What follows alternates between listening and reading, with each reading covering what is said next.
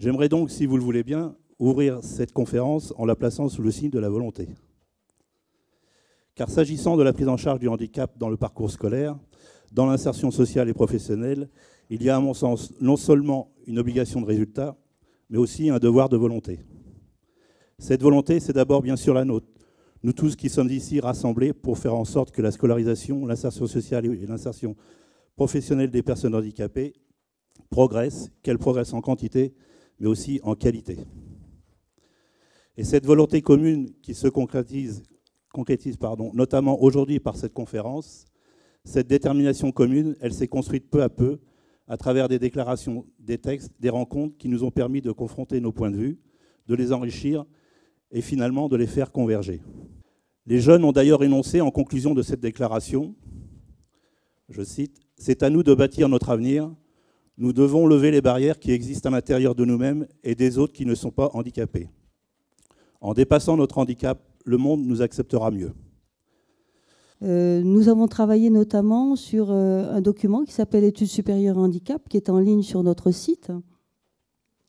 Nous avons rencontré des jeunes qui étaient lycéens, handicapés, en terminale, et qui ont poursuivi leurs études. Ils sont accompagnés, c'était pour vous dire que ces étudiants ont vraiment, on leur a dit, continuez vos études, c'est possible, ne vous censurez pas, il y a beaucoup de gens pour vous aider, des conseillers d'orientation, des enseignants référents, des référents handicap dans les écoles, des associations. Nous avons, par exemple, à Rouen, une association extraordinaire qui s'appelle Handisup Haute-Normandie, qui vient de faire une conférence avec 1000 étudiants, 1000 métiers. Ils ont été créés en 1998 et ils en sont à leur 1000e étudiant handicapé, accompagnés. Ça va du lycée jusqu'à l'emploi. Le système de l'apprentissage, c'est être d'abord un employé et venir compléter sa formation dans une école qui est dédiée pour ça. C'est ce qu'on appelle les centres de formation d'apprentis. Et il y en a plein partout pour différents métiers. Et notamment, moi, celui que je dirige, c'est un CFA, un centre de formation d'apprentis, pour le ministère de l'Agriculture. Donc, on forme au métier de l'agriculture. Donc nous, plus précisément, on forme au métier d'agriculteurs qui élèvent des vaches laitières dans les travaux paysagers et dans l'horticulture. Voilà, c'est les principales formations que l'on fait. Et on est sur des enseignements niveau CAP, bac et brevet professionnel. Mais il existe d'autres écoles et d'autres centres d'apprentis qui vont beaucoup plus loin, même dans l'agriculture. On peut aller assez loin. Alors l'association Alpha, c'est un dispositif régional qui est né de la volonté institutionnelle au niveau de la Basse-Normandie d'ouvrir la formation en alternance à la qualification par les contrats d'alternance salariés, d'ouvrir ces formations de droit commun pour les jeunes futurs apprentis ou déjà apprentis qui sont reconnus en situation de handicap professionnel. Et donc c'est à partir de quel âge ? À partir de 16 ans, sans limite d'âge finalement pour les personnes en situation de handicap. Comment ça se passe effectivement si dans le cadre d'une procédure d'orientation, il y a un jeune qu'on décide d'envoyer vers le CFA, quel est votre rôle vous là-dedans ? Alors nous, vous ne le lâchez pas dans la nature, quoi. On a un rôle de médiateur, c'est-à-dire qu'on n'intervient pas dans le processus d'orientation, on peut intervenir dans le processus d'aide à l'orientation en participant notamment à des réunions SS avec l'éducation nationale pour envisager les possibles et les solutions qu'on peut proposer. On intervient pour sensibiliser aussi les entreprises qui vont être à même d'accueillir un jeune, quelle que soit sa situation, qu'il a rencontré peut-être lors d'entretiens ou lors de stages, mais sur des stages courts et puis sans la contrainte du contrat de travail et puis la contrainte aussi, ou je vais plutôt dire la dimension du contrat de travail, la dimension du CFA, et aborder et anticiper les conséquences éventuelles ou pas de la situation de handicap dans les 2 années de formation, puisque si on part sur un CAP, c'est sur 2 ans, dans les 2 années de formation qui vont venir. voilà, l'avenir appartient aux jeunes, c'est pas nouveau. En termes de scolarisation, les problématiques scolaires est pour nous très très importante dans le cadre de l'Institut d'éducation motrice, bien sûr, mais aussi dans les services de soins que l'on accompagne. Et puis, on a souhaité, bien sûr, ouvrir le débat avec des jeunes qui sont sortis totalement de nos dispositifs et qui ont bien évolué. Les jeunes ont besoin qu'on ne leur mette pas trop la pression en termes de parcours. Parce que nous, je pense qu'on a tous été jeunes. La pression, on l'a au niveau, je dirais, des médias. On l'a au niveau, quand on ouvre la radio pour les jeunes, c'est très, très angoissant. Hein. Études supérieures ou études, je dirais, où les jeunes sont plus en difficulté. À côté de moi, j'ai un jeune que je connais très bien. Hein. Les autres aussi, d'ailleurs. Mais ce jeune-là, je pense, a fait un parcours exemplaire, qui lui a demandé beaucoup d'énergie, où la scolarisation, il en parlera, n'était pas sa tasse de thé. Donc je voulais qu'il puisse venir témoigner. Et en plus, il amène un peu de, je dirais, une illustration de votre collaboration conjointe. Et ça me semblait intéressant aussi qu'on ait son petit témoignage, qui est un grand parcours à continuer certainement. Voilà, je te passe la parole. Et tu peux te présenter, et puis où tu en es. Je m'appelle Guillaume Rioux, j'habite à Saint-Martin-de-Bezas. J'ai fait mon parcours scolaire, je suis rentré au manoir d'Aprigny en 2009. J'ai fait des stages en entreprise de paysagiste. Après j'ai fait jusqu'à 2010. Je suis rentré en 2007 au manoir d'Aprigny. J'ai arrêté le manoir d'Aprigny en 2009. Après, j'étais au CFA de Coutances. J'ai voulu faire paysagiste. Après, j'ai fait 3 ans d'apprentissage. J'ai été suivi par Alpha. Comme j'ai dit, j'ai fait 3 ans d'apprentissage parce que les premières années, j'ai pas travaillé beaucoup parce que la tasse de thé, les études, c'était pas ma tasse de thé. Mais j'ai voulu aller plus loin possible. Ah, bravo.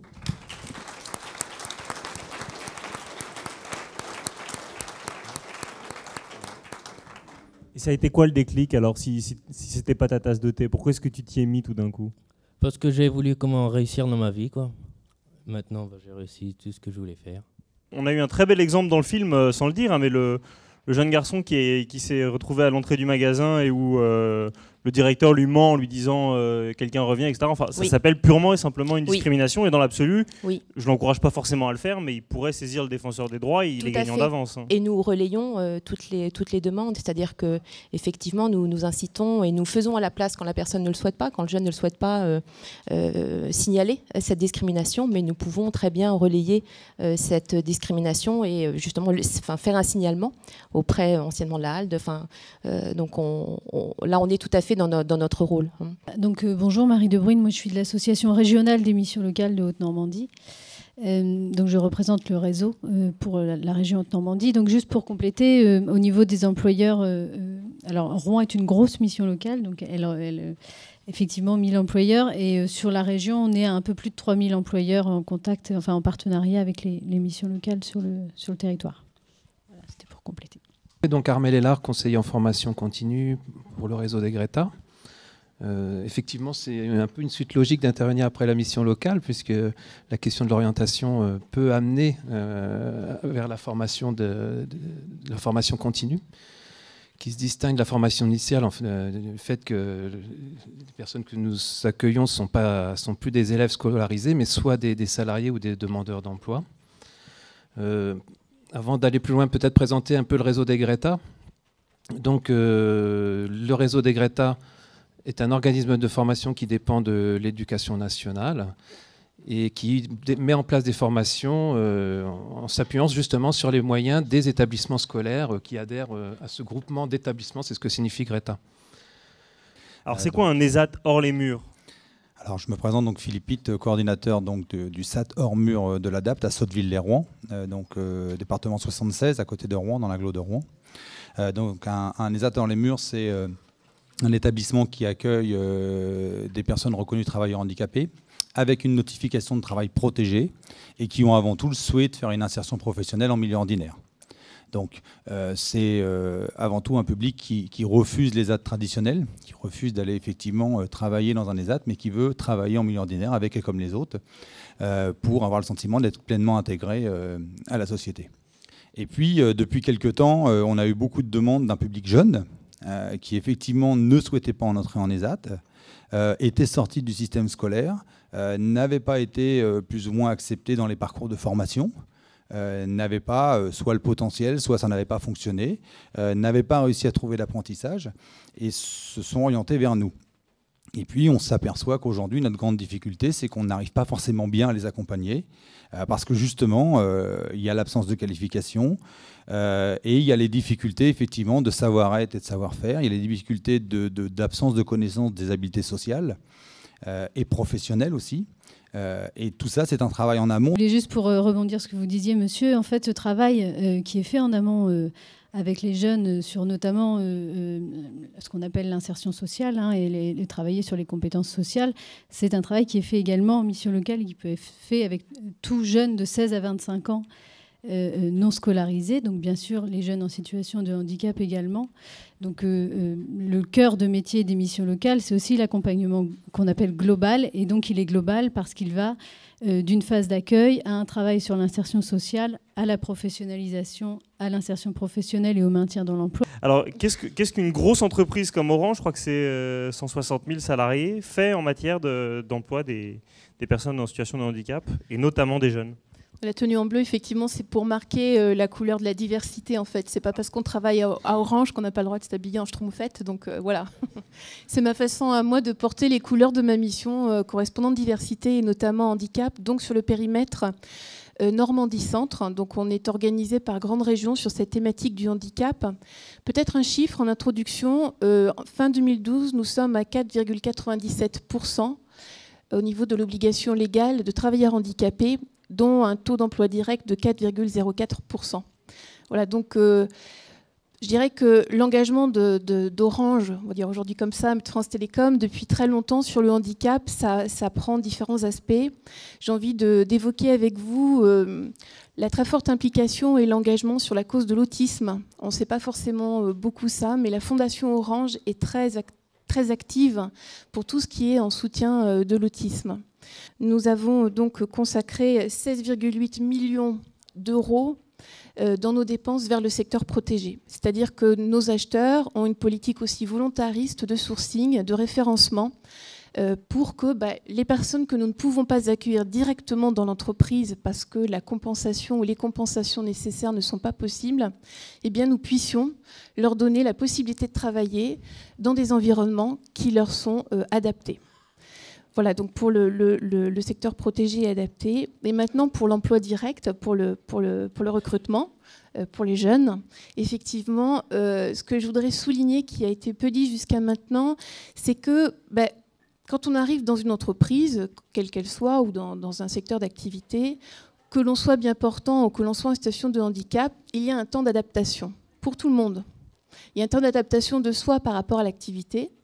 Il y a un temps d'adaptation avec l'équipe, pour l'équipe avec laquelle on va travailler. Et puis, il y a un temps d'adaptation avec l'organisation de l'entreprise. Et on sait que quand on change d'entreprise ou quand on change d'activité, il faut aussi se réadapter à des nouvelles organisations, à des nouveaux codes, à des nouvelles manières de faire. Donc ça, c'est vrai pour tout le monde.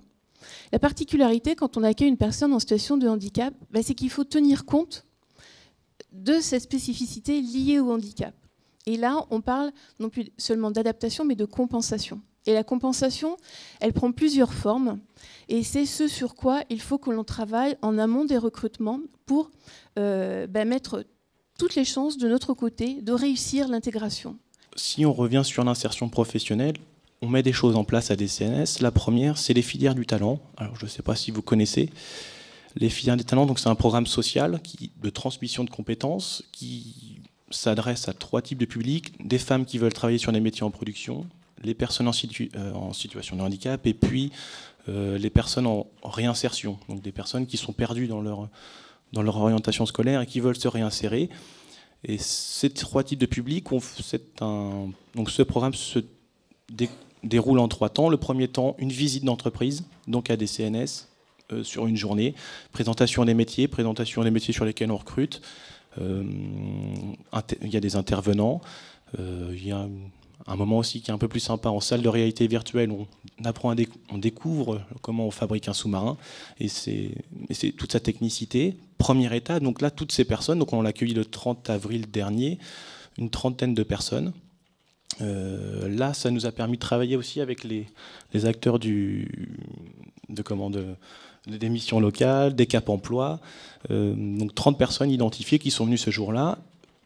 Cette première journée, donc des filières des talents, la seconde, c'est pour la seconde étape, c'est le recrutement d'alternance. Donc on s'est engagé sur les 30 personnes qui sont venues ce jour, le 30 avril dernier, à les recruter en alternance sur nos métiers. On ne sait pas ce qu'il y a derrière ce sigle un peu bizarre, le FIPHFP, Monsieur L'Huillier. Est-ce que vous pouvez nous expliquer ce que c'est ? Je vais essayer. Oui, merci. Bonjour à toutes et à tous. Je vais essayer d'être bref, mais je vois que vous êtes entraînés à le dire. C'est très bien, parce qu'en général, la première fois qu'on essaie de dire FIPHFP, essayez, vous verrez, on se prend les pieds dans la langue. Clairement, pour faire très simple, je représente aujourd'hui, excusez-moi, la fonction publique. Donc, aussi bien la fonction publique d'État, la fonction publique territoriale, la fonction publique hospitalière. Fermez le banc. C'est-à-dire, en fait, les hôpitaux, les communes, les départements, les régions, l'éducation nationale, les trésors publics, effectivement. Donc, ça représente en France à peu près 5 millions de personnes et environ 250 000 en région Basse-Normandie, un petit peu plus, 300 000 Haute-Normandie, donc un peu plus de 550 000 pour les deux régions. Alors, généralement, on dit que l'État n'est pas toujours le meilleur employeur. Quand je regarde historiquement sur l'insertion des personnes en situation de handicap dans le champ professionnel, l'État était pas très bien classé non plus. Qu'est-ce qui se passe aujourd'hui et quels sont les dispositifs volontaristes, puisque le directeur général territorial, et non pas le président, l'a dit en entrée de session, il s'agit de faire preuve de volontarisme. Donc quel type d'action vous menez justement pour faire en sorte que la fonction publique relève son score ? Vous avez entièrement raison. On le dit souvent, ce sont les cordonniers souvent les plus mal chaussés. L'État et le secteur public de manière générale a très longtemps été dans une posture de dire faites ce que je dis et pas ce que je fais, hein, pour être très clair. Vous savez que la notion d'obligation d'emploi de travailleurs handicapés, elle est née avec la loi de 1987. Il a fallu attendre celle du 11 février 2005 pour que cette obligation d'emploi soit étendue au secteur public. Pour qu'enfin, clairement, les choses bougent vraiment. Bon, ça a aussi eu le grand intérêt, c'était la volonté du législateur de créer donc le FIPHFP, c'est-à-dire un fonds, hein, pour faire très simple, qui a été créé sur le modèle de l'AGEFIP, mais pour le secteur public, avec d'un côté cette obligation financière, hein, on va taper au porte-monnaie, pour obliger les employeurs publics qui sinon étaient dans une sphère un peu là-haut dans les éthérés, puisque dans la fonction publique, par définition, on pensait que tous les employeurs étaient vertueux. Par définition. Bon, on s'est bien rendu compte que ce n'était pas le cas. Donc il a fallu cette obligation d'emploi, clairement, pour lancer les choses. Et puis derrière, ça a permis de collecter des fonds, parce que là aussi, c'est le nerf de la guerre, qui ensuite ont permis de mettre en œuvre des politiques. Donc je travaille pour un ESAT intermédiaire hors les murs, comme vous avez pu voir le film, où on travaille dans 4 entreprises de la région, qui sont des grandes entreprises qui effectivement ont une sensibilité au handicap, à l'accueil de personnes en situation de handicap. On y effectue des prestations de services. L'avantage qu'il y a à travailler hors les murs, effectivement, c'est que nos personnes en situation de handicap qui travaillent chez nous côtoient tous les jours des collègues valides, dits valides. Et je dirais qu'il y a une synergie qui s'installe au sein des entreprises et qui peut permettre, en situation de travail, de progresser sans passer forcément par la voie de la formation professionnelle ou en tout cas la voie classique, on dirait, par des chemins détournés, d'arriver à la compétence, en développant des aptitudes professionnelles, d'acquérir au fur et à mesure des compétences et pouvoir se présenter serein, je dirais, dans le milieu de l'entreprise avec des compétences, parce que je sais que les entreprises recrutent que des gens compétents. Anne-Sophie, toi, ça t'a inspiré quoi tout ça ? Oui, alors moi, en ce qui concerne le milieu ordinaire, j'ai été plutôt voir au niveau du dans un ESAT, parce que je me suis rendu compte que je pouvais pas suivre la cadence dans un milieu protégé. Ça allait trop vite pour moi et je pouvais pas suivre. Donc l'ESAT de Montebourg est beaucoup plus adapté. Et aujourd'hui, ça se passe bien chez Montebourg ? Très bien. Il n'y a pas de souci. Il n'y a pas de souci ? Il n'y a pas de souci. Je vais plutôt partir d'un En fait, moi, l'idée que j'avais en venant ici, c'était de vous donner une vision globale, en tout cas ma vision globale des choses. Parce qu'au départ, je suis travailleur social, éducateur spécialisé, et j'ai travaillé toute ma vie auprès d'ados, entre guillemets, cas sociaux ou délinquants, 14-18, mais jeunes majeurs. Et en faisant mon travail d'insertion sociale et professionnelle auprès de ce public-là, je ne comprenais pas ce qui se passait parce que j'avais l'impression toujours que la frontière du travail s'éloignait au fur et à mesure que j'avançais avec le jeune. Alors je me suis dit, qu'est-ce qui se passe?